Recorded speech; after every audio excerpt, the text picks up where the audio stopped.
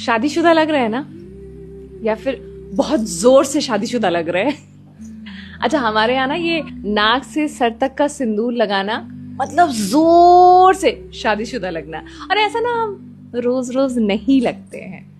तीज है, जितिया है, छठ है, शादी है या फिर विदाई है, तब जाके ये नाक से सर तक का सिंदूर है, जहां पर सब आसपास की औरतों का आशीर्वाद है। हाँ, तनी तुम भी लगाओ ना, छू दो। अच्छा, इसके मायने भी बहुत सारे होते हैं। जैसे हमारे यहाँ जब कुंवारी पूजा यानी दशहरे में जो कुंवारी कन्याओं की पूजा होती है, तो उसमें ना कुंवारी कन्याओं को नाक तक का सिंदूर लगाया जाता है, यहाँ तक। और फिर जब शादी होती है तो माथे का सिंदूर। और फिर इन दोनों को जोड़ना मतलब मायके और ससुराल को जोड़ना। कितना सिंपल है ना। सिंपल तो ये भी है कि अगर नाक से सर तक की सिंदूर एकदम सीधी जा रही है तो तुम्हारा पति एकदम सीधा होगा। होता है क्या? और जहां सिंदूर इधर उधर गया, पति एकदम बहकल है। वैसे सिंदूर बहुत ठंडा भी होता है, साइंटिफिक है।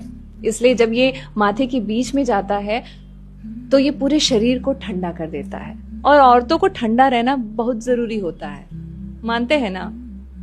वैसे आज की डेट में सिंदूर लगाना नहीं लगाना, शादीशुदा लग रहा है ना, या फिर बहुत जोर से शादीशुदा लग रहा है। अच्छा, हमारे यहाँ ना ये नाक से सर तक का सिंदूर लगाना मतलब जोर से शादीशुदा लगना।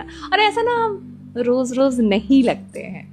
तीज है, जितिया है, छठ है, शादी है या फिर विदाई है, तब जाके ये नाक से सर तक का सिंदूर है, जहां पर सब आसपास की औरतों का आशीर्वाद है। हाँ, तनी तुम भी लगाओ ना, छू दो। अच्छा, इसके मायने भी बहुत सारे होते हैं।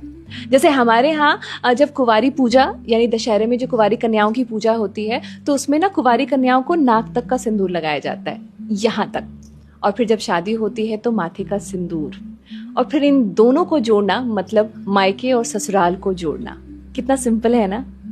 सिंपल तो ये भी है कि अगर नाक से